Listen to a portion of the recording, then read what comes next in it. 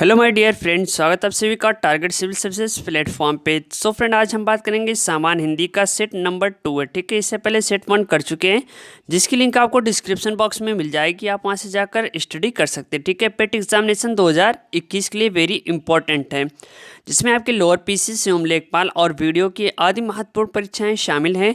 देखिए, OTR करा लीजिए। OTR जो है जल्दी ही होने के बाद आपका पेट एग्ज़ाम जो है वो शुरू हो जाएगा। तो आइए देखते हैं आज का पहला क्वेश्चन। आप भी बने रहिए आप हमारे यूट्यूब चैनल के साथ, क्योंकि इस वीडियो में बहुत ही नॉलेज की बात हमने की है। सो फ्रेंड, फर्स्ट क्वेश्चन है, निमिष शब्द का पर्याय है। यहाँ पे निमिष शब्द की बात हो रही है। सो राइट ऑप्शन होगा ऑप्शन 4 यानी क्षण की बात। निमिष शब्द का पर्याय क्षण है। निमिष का अर्थ होता है पलक झपकने की क्रिया भी। ओके, चलिए क्वेश्चन नंबर 32, मुझसे उठा नहीं गया, वाक्य में वाच्य है। यहाँ वाच्य की बात हो रही है, तो यहाँ पे राइट ऑप्शन होगा ऑप्शन 2 यानी कर्मवाच्य। कर्मवाच्य मतलब क्या है? भाववाच्यों में भावों की प्रधानता होती है तथा अकर्मक क्रिया का प्रयोग किया जाता है। ठीक है, मुझसे उठा नहीं गया वाक्य में क्या है? भाववाच्य है। ठीक है, बहुत ही इंपॉर्टेंट, आपके 10 नंबर इस क्वेश्चन से आएंगे। ठीक है, यानी आपके अपठित से 10 नंबर के क्वेश्चन पूछे जाएंगे। चलिए नेक्स्ट क्वेश्चन है, जिसकी पूर्व से कोई आशा ना हो के लिए एक शब्द यानी अनेक शब्दों के लिए एक शब्द। सो यहाँ पे राइट ऑप्शन होगा ऑप्शन 2 यानी अप्रत्याशित। वेरी इंपॉर्टेंट है, सभी को मालूम होगा। सो नेक्स्ट क्वेश्चन है, गोधूम शब्द का तद्भव है। हाँ फ्रेंड, गोधूम राइट ऑप्शन होगा ऑप्शन 1 यानी गेहूँ। गोधूम शब्द का तद्भव होता है गेहूँ है। गोधूम एक क्या है? संस्कृत शब्द है, इसमें थोड़ा परिवर्तन करके गेहूँ शब्द बना है। ये तद्भव शब्द है। ठीक है, चलिए सो नेक्स्ट क्वेश्चन देखते हैं, निष्कपट शब्द का संधि विच्छेद है। तो राइट ऑप्शन होगा ऑप्शन 1 यानी नी प्लस कपट। ओके, तो option 1 is the right option. So next question है, निम्न में से किस शब्द की वर्तनी सही है? चलिए आप लोग इसका आंसर कमेंट बॉक्स में हमें दीजिए फटाफट। ठीक है, क्वेश्चन नंबर 36 का आंसर आप लोग कमेंट बॉक्स में दीजिए, वेरी इंपॉर्टेंट है। ठीक है, चलिए सो नेक्स्ट क्वेश्चन है, अपेक्षा का विशेषण रूप क्या है? तो यहाँ पर राइट ऑप्शन होगा ऑप्शन 4 अपेक्षित इज ए राइट ऑप्शन। अपेक्षा शब्द विशेष है, इसका विशेषण रूप अपेक्षित होगा, यानी ये क्या है? ये एक विशेष है। ओके, चलिए सो नेक्स्ट क्वेश्चन है, श ध्वनि का उच्चारण स्थान क्या है? तो राइट ऑप्शन होगा ऑप्शन सी यानी तालु। चलिए नेक्स्ट क्वेश्चन देखते हैं, अत्यंत शब्द में प्रयुक्त उपसर्ग है। तो यहाँ पे राइट ऑप्शन होगा ऑप्शन 4 यानी अति is a right option. Okay, next question है, उपत्यका का अर्थ है। तो यहाँ पे राइट ऑप्शन होगा ऑप्शन 4 यानी पर्वत के पास की भूमि।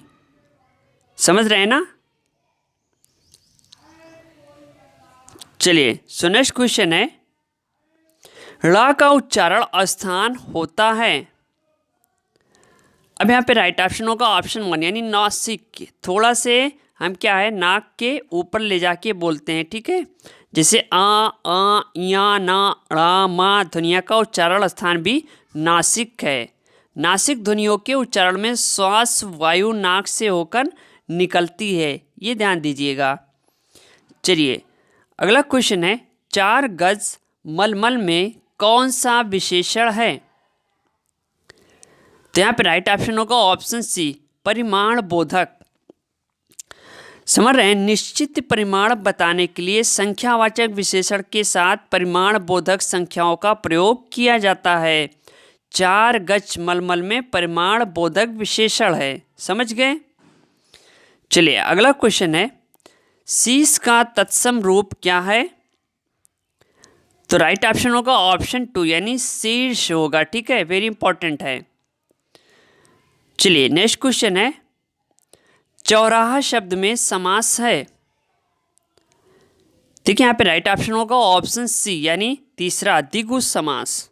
अब हम बात करें द्विगु समास में क्या होता है कि पूर्व पद संख्यावाचक विशेषण होता है, साथ ही इसमें समूह का ज्ञान होता है। ठीक है, चौराहा शब्द में द्विगु समास है। चौराहा का अर्थ है चार राहों का समूह। यहाँ तक बात समझ में आ रही है? चलिए अगला क्वेश्चन है, आंख की किरकिरी होना का अर्थ है। तो राइट ऑप्शन होगा ऑप्शन सी यानी कष्टदायक होना। चलिए अगला क्वेश्चन देखते हैं, निम्नलिखित में से मौखिक अभिव्यक्ति का रूप है। तो राइट ऑप्शन होगा ऑप्शन 4 यानी अशुभाषण। अशुभाषण मौखिक अभिव्यक्ति का रूप है, अन्य विकल्प मौखिक अभिव्यक्ति के रूप का नहीं है। चलिए नेक्स्ट क्वेश्चन है, हिंदी भाषा में कितनी बोलियां हैं। तो राइट ऑप्शन होगा ऑप्शन सी यानी 18 बोलियां जो बोली जाती हैं हिंदी भाषा में। ओके, यहाँ पे हिंदी भाषा की बात हो रही है। चलिए नेक्स्ट क्वेश्चन है, भारतेंदु युग में निकलने वाली पत्रिका युग्म है। तो राइट ऑप्शन होगा ऑप्शन 1 यानी कवि वचन सुधा।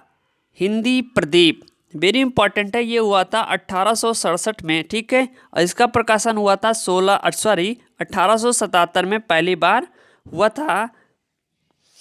चलिए नेक्स्ट क्वेश्चन है, तद्भव पत्रिका के संपादक का नाम है।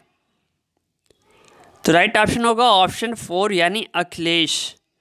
इसका प्रकाशन हुआ था 1999 में। ध्यान दीजिएगा कब हुआ था, 1999 में। ये भी वेरी इंपॉर्टेंट है क्योंकि डेट भी कभी कभी पूछ लेता है। ओके, चलिए सो नेक्स्ट क्वेश्चन है, 12 बरस लो कुकर जीवें अरु 13 लो जिए सियार, ये पंक्ति किसकी है। सो राइट ऑप्शन होगा ऑप्शन 4 जगनिक की। जगनिक का नाम आप लोगों ने सुना होगा। ठीक है, वीर रस की इसमें प्रधानता होती तथा ये आनाखंड काव्य से ली गई है। चलिए अगला क्वेश्चन है, निम्नलिखित में से किस देश में हिंदी भाषा का प्रयोग लिखने व बोलने में किया जाता है। हिंदी भाषा की बात हो रही है। सो राइट ऑप्शन होगा ऑप्शन 4 यानी मॉरिशस में। कितने लोगों का इसका आंसर मालूम था, हमें कमेंट बॉक्स में कमेंट करके जरूर बताइएगा। चलिए नेक्स्ट क्वेश्चन है, सूरसागर किस भाषा की रचना है। सो राइट ऑप्शन होगा ऑप्शन सी यानी ब्रज। सूरसागर की बात हो रही है। चलिए अगला क्वेश्चन है, वीरों का कैसा हो बसंत कविता किसने लिखी। तो यहाँ पे राइट ऑप्शन होगा ऑप्शन 2 यानी सुभद्रा कुमारी चौहान ने। इनका जन्म हुआ था 1904 में। ठीक है, ध्यान दीजिएगा कब हुआ था, 1904 में इलाहाबाद के निकट निहालपुर गांव में एक संपन्न परिवार में हुआ था। इन्होंने ही वीरों का कैसा हो बसंत कविता लिखी। तो इनका जन्म कब हुआ था आप बता सकते हैं, 1904 में। वेरी इंपॉर्टेंट है, कहाँ पे, इलाहाबाद में। चलिए नेक्स्ट क्वेश्चन है, निम्नलिखित में से कौन सी व्याकरण और वर्तनी से शुद्ध भाषा कहलाती है।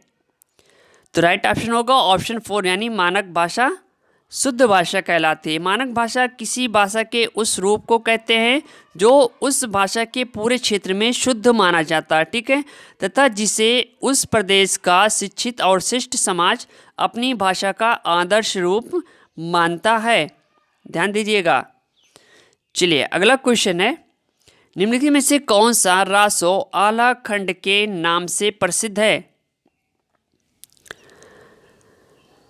सो राइट ऑप्शन होगा option C Parmal Raso. Okay, चलिए नेक्स्ट क्वेश्चन है जो कि आपके अपठित पठित गद्यांश। आपने सुना होगा 10 नंबर के क्वेश्चन पूछे जाएंगे, तो आइए इसको पढ़ते हैं और समझते हैं।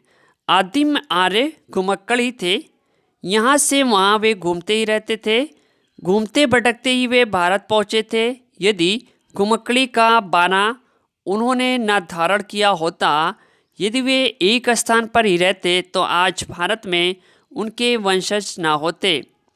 भगवान बुद्ध घुमक्कड़ थे, भगवान महावीर घुमक्कड़ थे। वर्षा ऋतु के कुछ महीनों को छोड़कर एक स्थान में रहना बुद्ध के वर्ष का नहीं था।